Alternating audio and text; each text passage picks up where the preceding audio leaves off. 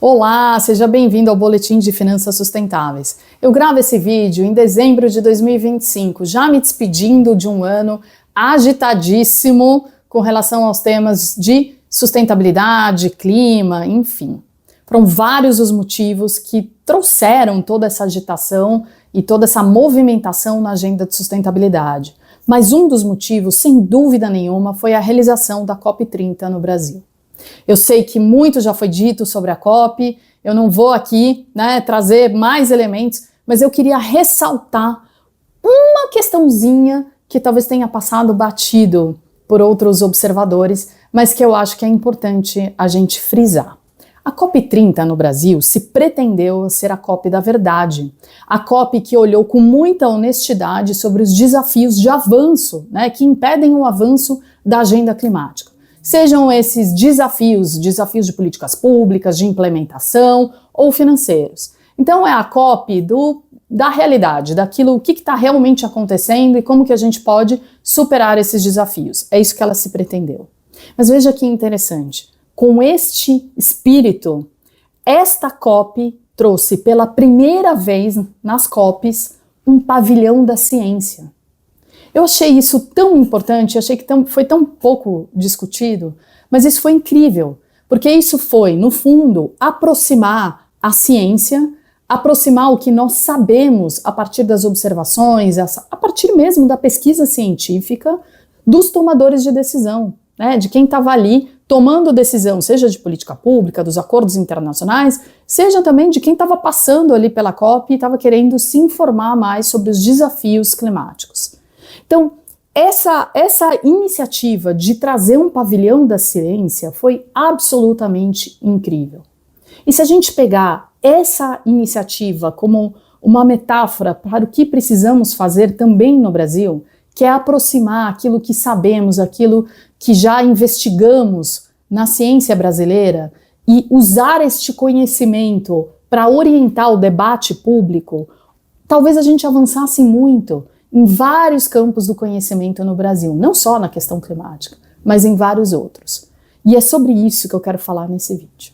Como pesquisadora, eu tenho o prazer e a honra de participar de vários comitês e conselhos que justamente procuram trazer o que se sabe na ciência, nas pesquisas mais recentes, e aplicar isso no processo de tomada de decisão, seja empresarial, seja de política pública. Isso é maravilhoso. E é sobre um desses comitês, conselhos que eu tenho o prazer de participar que eu gostaria de falar. O Instituto Clima e Sociedade criou uma iniciativa chamada Hub de Economia e Clima. Essa iniciativa tem por objetivo, o Hub, tem por objetivo favorecer a realização de pesquisas no Brasil, pesquisas aplicadas, que juntem economia e clima, considerando os diversos contextos socioeconômicos brasileiros. Então, são pesquisas aplicadas que considerem a diversidade, a heterogeneidade da realidade brasileira.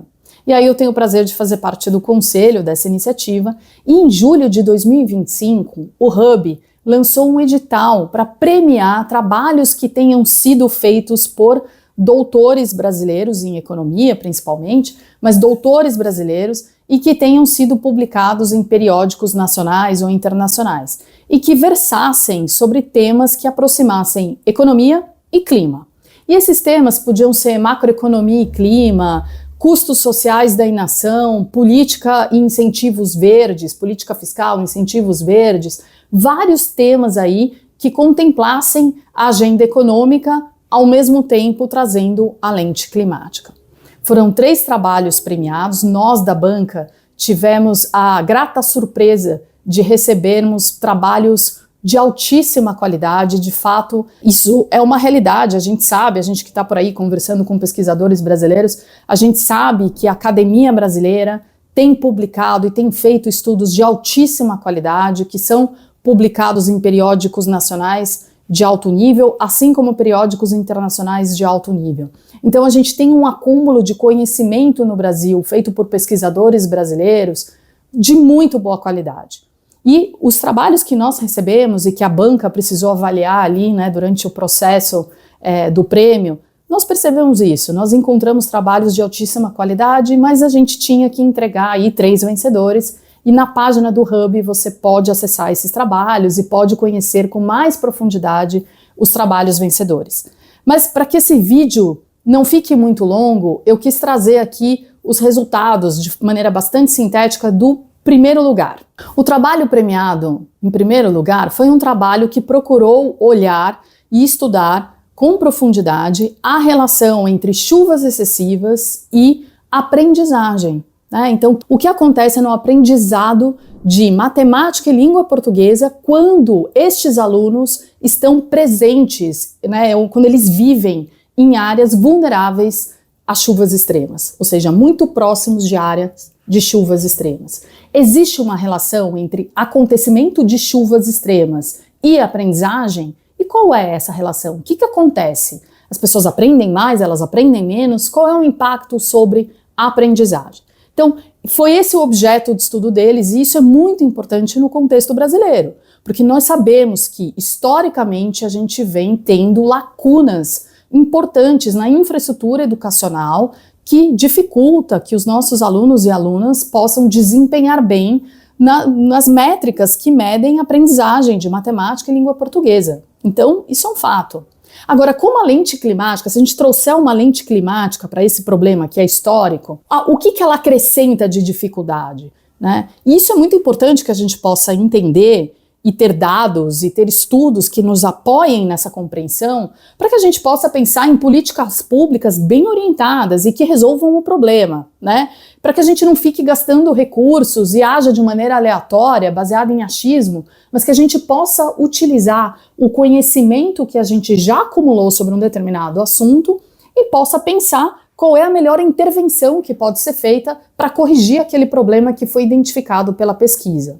Então é por isso que estudos aplicados à realidade brasileira são super importantes. Estudos internacionais são fundamentais e todo mundo que é pesquisador, a gente sempre olha para os estudos internacionais, o que existe de mais novo conhecimento naquele tema que a gente está pesquisando, então isso é super importante.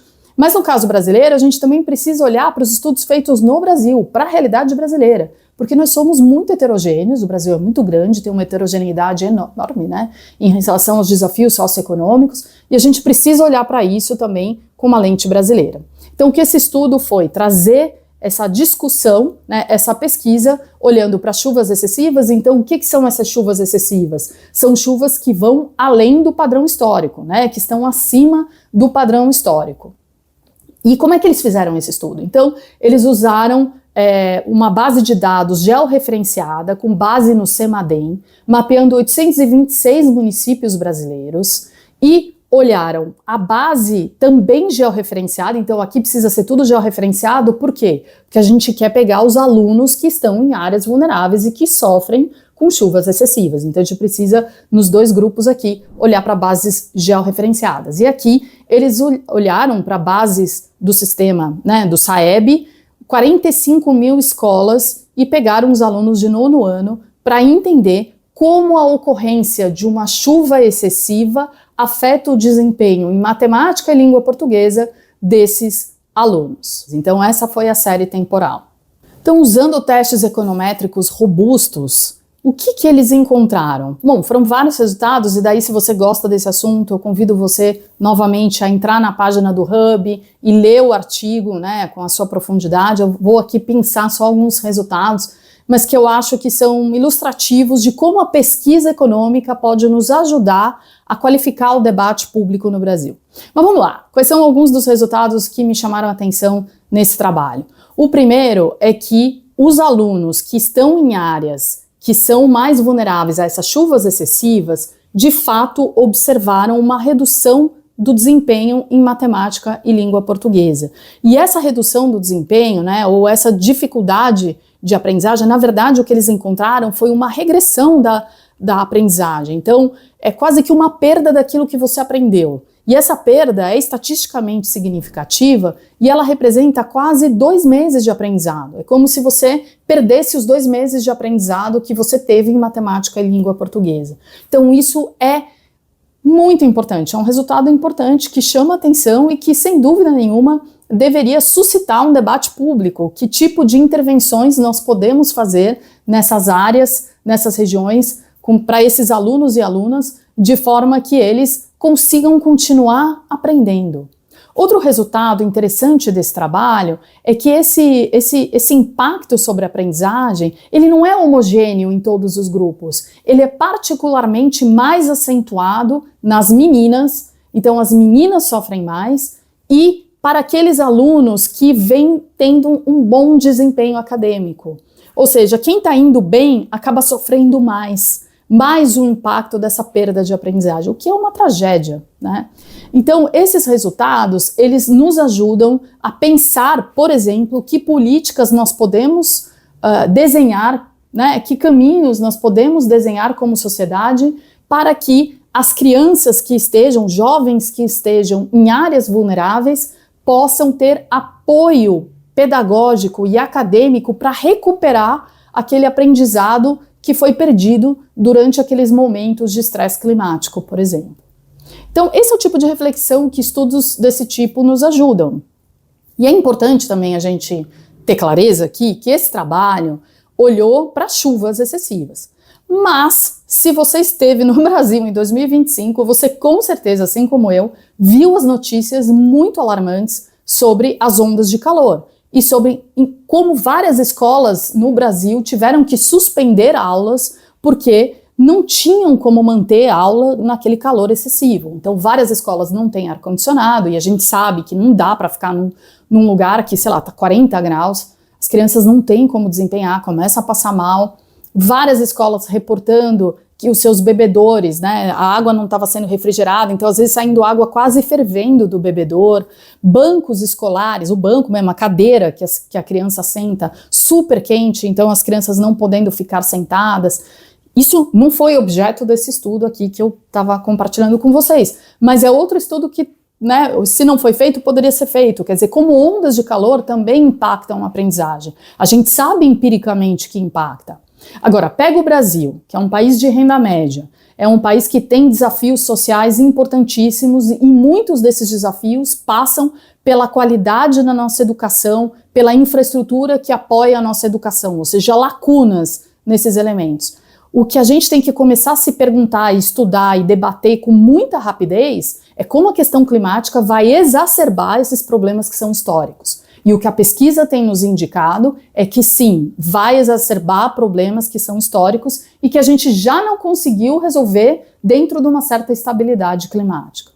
Então isso me parece da mais urgente importância que a gente traga esses temas, mas não traga esses temas de maneira aleatória, mas traga esses temas baseado no que a ciência brasileira tem produzido, tem discutido e tem publicado, inclusive internacionalmente. Então, a gente tem um conjunto muito grande de conhecimento já acumulado no Brasil para que a gente possa qualificar o debate brasileiro. E isso é particularmente importante no ano de 2026, porque é um ano que nós teremos eleições presidenciais e que certamente serão debatidos caminhos para o Brasil. Então, é urgente que a gente debata esses caminhos para o Brasil, trazendo o que a academia brasileira, o que a ciência brasileira tem pesquisado, tem concluído, com todas as limitações que existem. Ninguém aqui está dizendo que isso tudo é infalível, mas é um qualificador para o debate. Então, o que eu desejo para 2026, além de muita saúde, né, além de prosperidade, enfim, o que eu desejo do fundo do meu coração para o nosso país é que a gente possa cada vez mais qualificar o debate público brasileiro, porque conhecimento de qualidade a gente tem, a gente produz. Então que a gente possa emular no debate público brasileiro aquilo que nós fizemos na COP30, trazer a ciência para perto da discussão, onde a discussão prática aplicada acontece, que a gente possa, né, aproximar esses dois mundos de forma que nos ajude a tomar decisões mais orientadas, perdendo menos tempo, gastando menos recursos, sendo mais eficiente. E para terminar esse vídeo, eu vou deixar você com essa frase do Albert Einstein. Toda a nossa ciência, comparada com a realidade, é primitiva e infantil, e, no entanto, é a coisa mais preciosa que temos. Eu desejo para você boas festas, um 2026 maravilhoso, e eu vejo você no próximo Boletim de Finanças Sustentáveis.